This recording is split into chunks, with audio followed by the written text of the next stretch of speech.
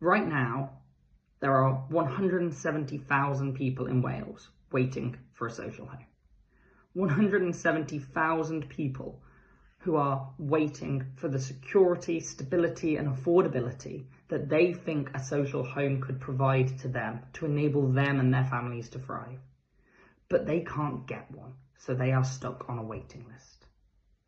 170,000 is a number so big it can be difficult to contextualise. But if we got all of those people together, we could fill the Principality Stadium twice over and still have a line out the door.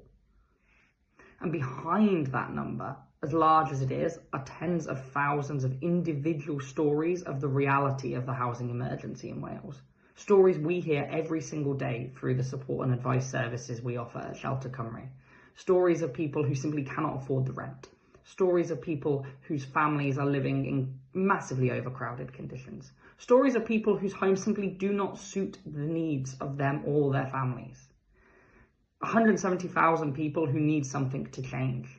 And the solution here isn't easy, but it's not complicated either. We need more homes, particularly more social homes.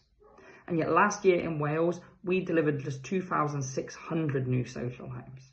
At that rate of delivery, it would take us 35 years to provide everyone currently waiting for a social home with one. We can't ask people to wait 35 years.